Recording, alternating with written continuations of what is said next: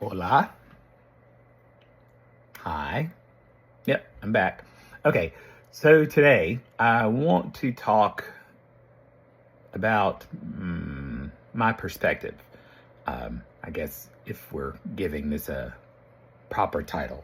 I was laying in bed this morning, not wanting to get up,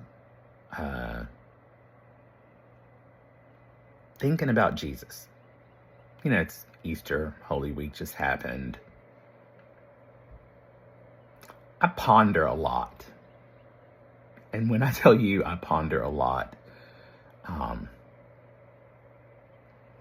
the expression, hadn't really ever thought about that. In my mind, that doesn't happen unless I just hadn't gotten around to it yet. And if you bring up a topic that I hadn't gotten around to yet, I'm probably going to deep dive into it because that's just what I do. On any given moment, I probably have 5 to 30 individual problems, most of the time none of them mine, that are rolling around in my head. Things I need to fix for my mom, things I need to fix for my husband, things I need to fix for my church, things I need to fix for my neighborhood, things I need to fix for complete strangers when I see them on the street. And it's like, oh, you know what would make their life better? My mind goes 1,000 miles an hour all day, every day. I'm okay with that. I'm 54, almost 55. I've gotten used to it. As a matter of fact, I'm starting to kind of lean into it because it used to irritate me. But, you know, if you just kind of embrace something, it starts to become something you love. Back to Jesus. This morning, laying in the bed, contemplating my Lord and Savior's life, thought popped into my head. Is it really hard to live without sin? And go with me here for a second, because I know your first thought is, yes, it is very, very difficult to live without sin.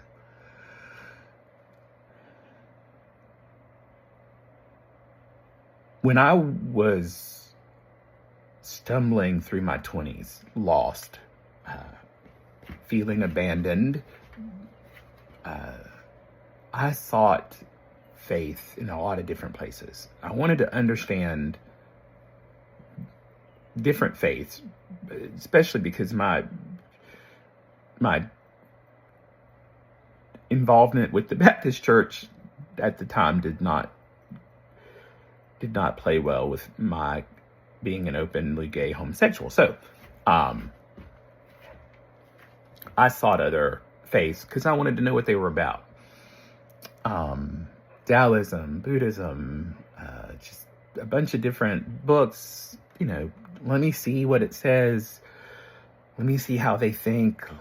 Let me see what they do. One of the things I kind of settled on was this idea of Zen meditation. Not that I ever became a meditation person, because my mind doesn't let me get into that space, but the idea of the peace settled. So follow what I'm saying. Jesus Christ, so he made it really, really simple. He said, okay, yes, I am the Messiah. And yes, you're going to find that hard to believe, but if you just roll with it, right? And I just need you to, do three things for me, right? Thing one, there's only one God. That God is almighty. That God is my Father. Believe that with all of your heart. Never forget that. Remember who I am. I am your Messiah. I am your promise and your prophecy fulfilled. keep that in your forefront, because it's really important that you and I have a relationship if this is going to work out. And you have to love my father. But the third thing is love each other the way you would want to be loved. And then I thought, laying in bed, because that's what I do, was it that simple? Now, I was a bad kid. So the idea of being sinless, I stole something at 4 and, that they caught me for. I stole candy all the time. I knew it was wrong. I didn't care. I should have cared. I didn't care, if I'm being completely honest.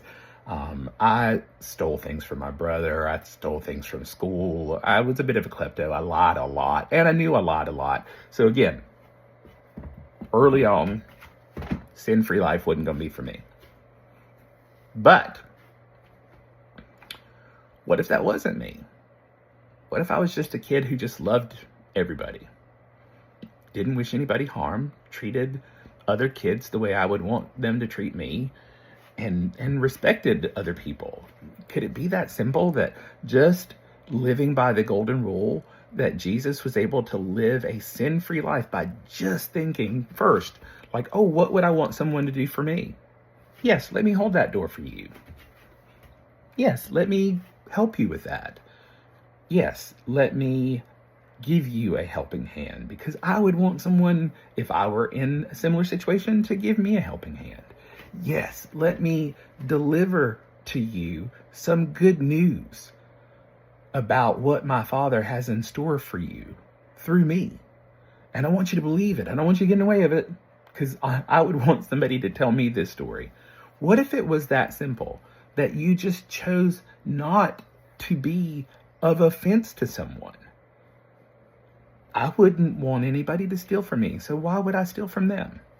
I wouldn't want someone coveting my husband, or coveting this house, or coveting my neighborhood, or coveting my way of life.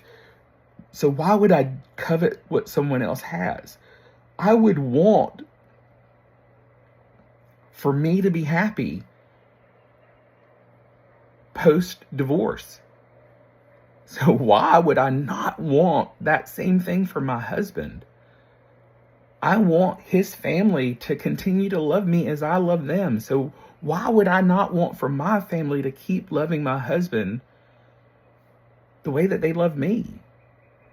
Like, it just started to seem really simple. And we have all these, well, because he did that to Cody and he did that to David. Like, I feel like that I get in my own way by giving myself these pieces of fine print that say, no, I don't have to be that way. But could it be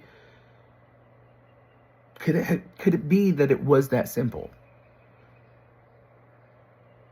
Is that the perspective that we're all missing? If we're just a little bit nicer, if we just stop and think, I would want someone to do that for me, let me do that for them. I can't do everything for everybody. I know that. I don't think that's what Jesus was asking. I think Jesus was just saying, treat people the way you want to be treated. And in my head, the way my mind works is I run things through like a simulator. And I try to think, is there a workaround? Is there a way that I can make this better? Is there a way that this could go badly? Like, my mind, so ever since this morning, I've been thinking, is there an exception to that rule? And I really can't come up with one. I'm trying, but I can't. I think it might have just been that simple, that Jesus told us a golden rule because it was gold. And it was actually, best I can tell, all intents and purposes, it's exactly how Jesus was living his life. Just treating people the way he would want to be treated. But he had done it since he came out of Mary's womb. Never offending anybody because he wouldn't want to be offended. Never being mean to anybody because he wouldn't want anybody being mean to him. Could it be that simple? That's my perspective. I'm going to still be contemplating it for a long time. Not sure how many people will even watch this podcast, but if you watch it, contemplate it, think about it, and go in peace.